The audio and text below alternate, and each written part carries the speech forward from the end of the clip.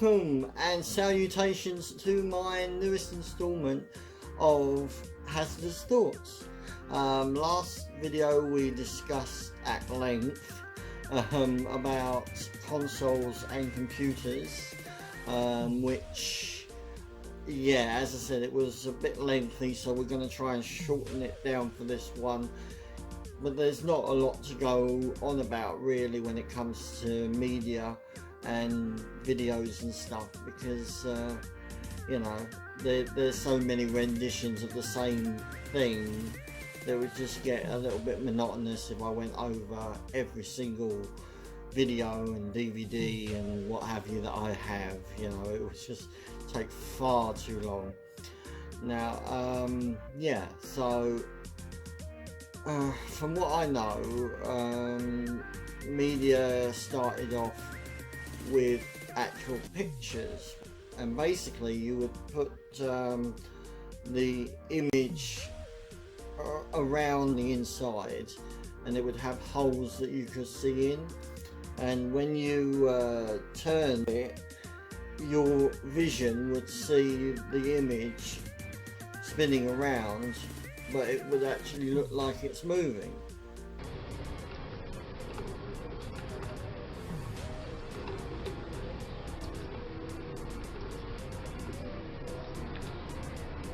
And it would trick your eyes into thinking, you know, that you're watching an actual animation, but it would be just dozens of still images of this person or object in different states of movement, dotted around the parts of the paper or parchment, and because you'll be looking at one opening, basically your eyes will perceive the image as moving in motion, and that's amazing, I think.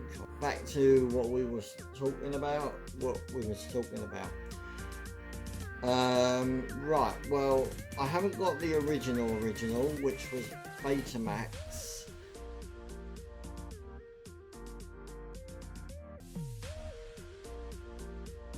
That was basically a videotape, but it was a different version. It was a rendition of the VCR,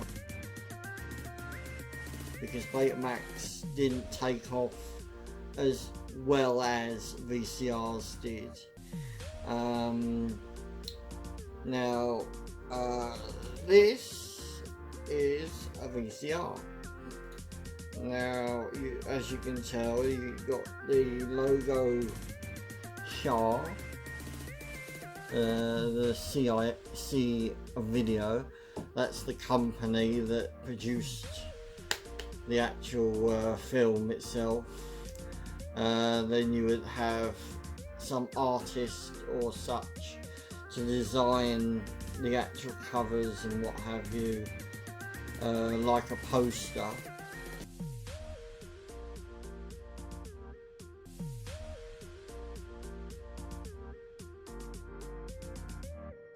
It was more like a poster than a tape cover. Unlike today's ones, they're more standard, you know, just put an image on and a background and that's it. With these, they put a little bit more imagination into it, so it gave you the idea of what the movie was about, and yeah, such.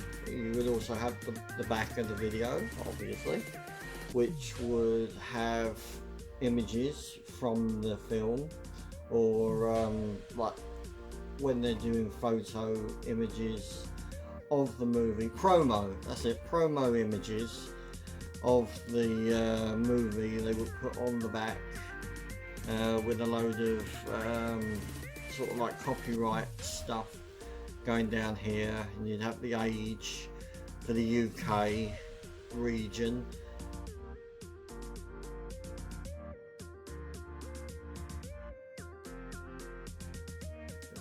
Age things look like this. Now I'll show you a couple of other places like Japan and in America who do different like age qualification things. This one was just a basic PG, and I mean it changed a little bit a while ago from what we had, because you had different age ranges. They would rate it down because they would judge it on the gore, the swearing and all the bits and pieces that were in the film, and say whether it was appropriate enough for children. So that's basically what the age thing is there for, to protect the children. Won't somebody think of the children? And yeah, we went from that little number to DVDs. Now DVDs. Now you notice that they're pretty similar to games with all the pictures. As I said, look, you can tell the difference. You know, the design effort that they put into videotapes was a lot more in-depth than basically what we get nowadays. I mean, they're good, don't get me wrong. I mean, they're pretty self-explanatory, what's on the movie, but I don't think people took the time and effort as much as they did back then. I mean, but these were just like stock images, I think, a little bit of texting, which is you know, standard text. Yeah, you got, sometimes you would have sort of like leaflets here advertising for different videos or DVDs to get you to buy the different genres and what have you. You'd have the disc there, and like the PlayStation 2 games and 3, they came with the standard mirror, which I love, because basically you can see yourself. Hi! Yes! But I'm not going to go over that anymore. I already made that joke. Joke's old. And you can see the stock images here, and then you've got all the bonus material, which is why we went from videos to DVDs, because DVDs had more of a capacity to store more things on, because they had a higher grade of memory than videotapes. I mean, if you was to store all what's on here on this tape would probably be like as big as a book, well, as thick as a book. I'll show you. It runs sort of like you got the release catch here, and then opens up like that, and then you got the videotape tape that was like cassettes. It was like cassettes, but on a bigger scale. You had the back here. If this came loose, you were able to sort of wind it back with your finger so that it would, you know, pull taut, so that it didn't damage the tape itself. That's why you had the top bit basically keeping the dust and what have you off of that part of the tape, because if anything happened to that bit in there, if anything would happen to this, it would end up damaging the movie, and it would come out fuzzy, or it wouldn't play at all. So you had to be very careful of what touched this area, sort of like CDs, and the idea of if you put fingerprints or things at the bottom, the laser in the player won't be able to read the movie from the disc. Some of these videos, they had a part missing off of them. Yeah, this bit here. I don't know if you can see that in the light, but yeah, they had that bit there, and if that bit of plastic was missing, it would mean that the tape is unrecordable, so you wouldn't be able to record anything on there or accidentally record over it, because that bit would be missing. Now if it had the bit there, that would actually make it so it's a recordable videotape cassette, so people could record things, movies and TV shows onto a cassette and play it back like you would with the music cassettes. You would put them in and you could record off of the radio, or you could record from another tape for your music pleasures, but with a movie instead of music. Yeah, so basically we got the CDs, back to the CD. With this, whereas videotapes read off, they sort of had two round parts in the VCR, which could sort of like a video camera of that era. It would make the tape like cord, the thing that's inside the tape, go around, and the thing would sort of like push it down so it would read it.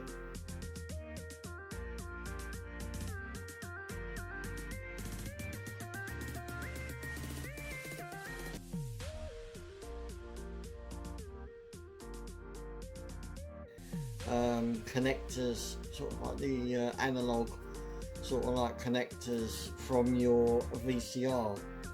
So yeah, yeah, as I was saying, with these ones work off of a laser.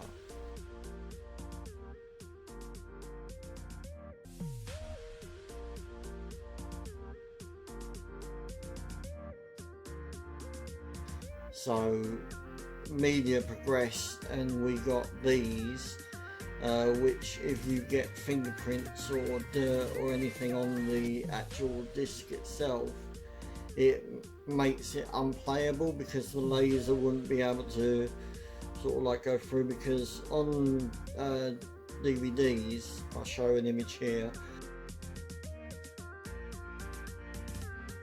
they have little dashes and dots like Morse code sort of thing around the disc, which is not seeable by eye, but if you magnified it, you'd be able to see that it's a load of dots and dashes going around, which the laser digs into these dots and dashes, and we get the movie and whatever bonus materials on the disc as it's edited in a program.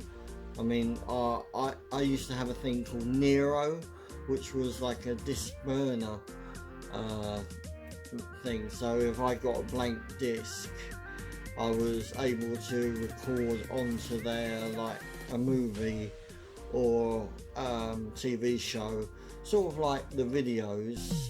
But with this one, I'm not entirely sure how you make a disc uncopyable or copyrighted. I'll have to look that up, but from what I know is unless it's a CDR, a DVD-R, or a DVD-RW, which was better because you could write on top of it quite a lot of times before it sort of went kaput.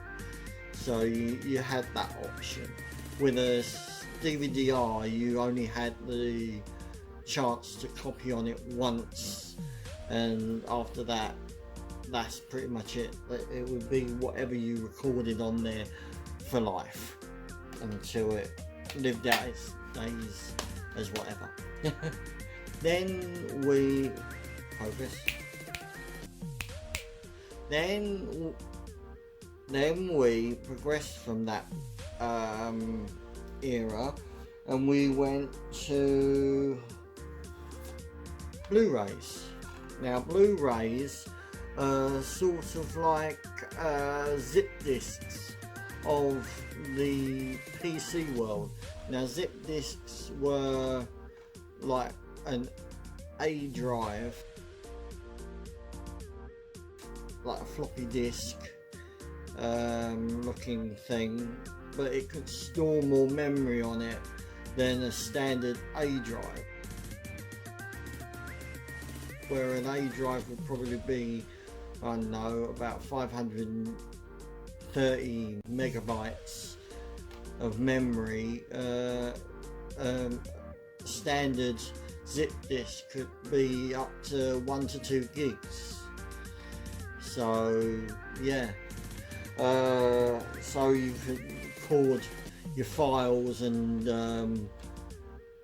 images and presentations and stuff on there, and it wouldn't take up so much memory.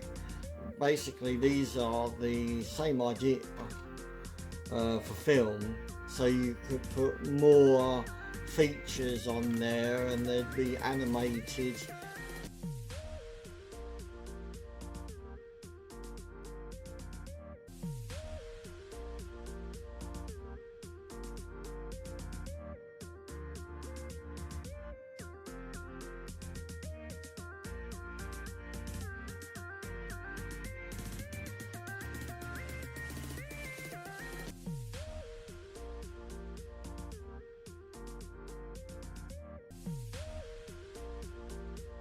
Whereas DVDs,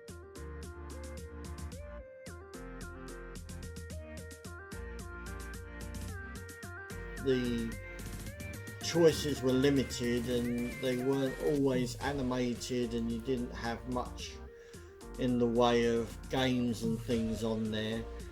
Blu-rays were able to have like little games that were small in memory, not too big, like behind the scenes footage and quite a lot of stuff you could fit onto a Blu-ray disc. I mean, these became popular around the time of PS3s. Now, as I mentioned in the last video, the PS3 was able to connect to the internet, so you could access more things on the disc through the internet, sort of like interviews with the stars of the movie, and yeah, so these came with the PS3 because that had a Blu-ray installed inside it, so you didn't have to go out and buy a Blu-ray player if you had a PS3. So yeah, and these are standard. Again, you would have the tags here to hold all the information. Then you would have your pushy push here, like the DVDs. So they kept with that idea, and again they work off of lasers, and yeah, and the mirror surface of a DVD. Then you would have all the spiel and stuff at the back. I mean, that's sort of like all the bonus stuff on this. And then your age region, they sort of linked these things up so that you knew it was a genuine copy, and like anyone can watch these. It's the same, basically the same thing. You. Who are you? You. No, not me, you. Yes, I am you. Was like for children, and general guidance was for children, so anybody could watch it.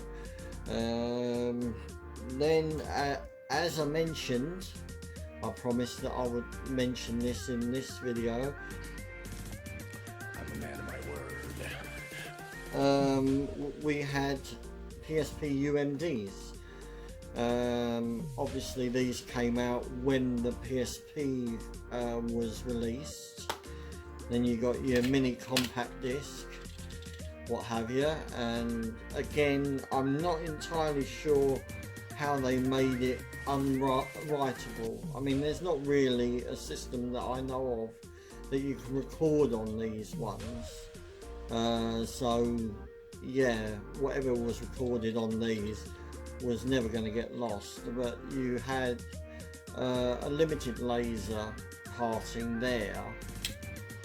This part was where the laser would catch the disc and it would read it as it was going round, because there's limited space inside the PSP, unlike a DVD player.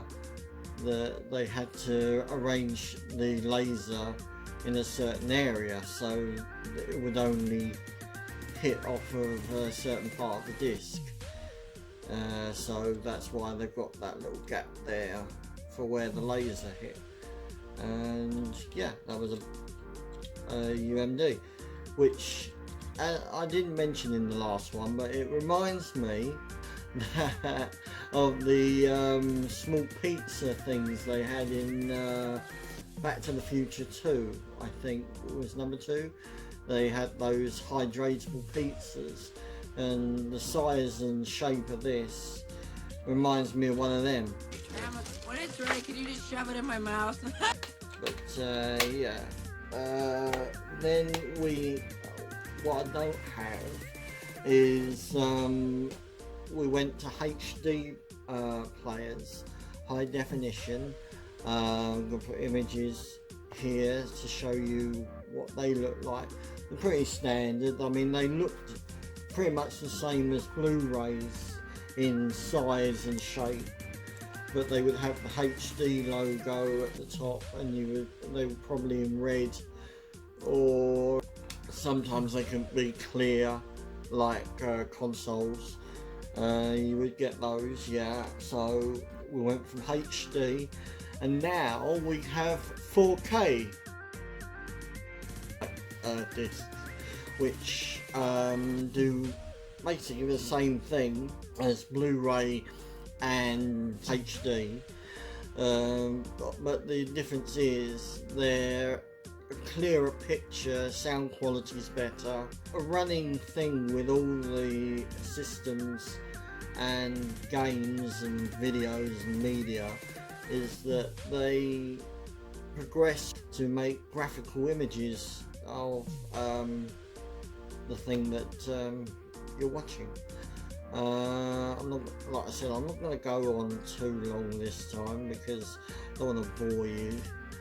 But yeah, please comment down below your favourite movies, your favourite genres, your favourite rendition was, whether it be videotapes, DVDs, HDs, 4Ks, even UMDs. Whatever your favourite was, comment down below. I mean, I'd love to hear from you. Also, subscribe and get notifications about my videos sooner rather than later. And as always, take care and be yourself.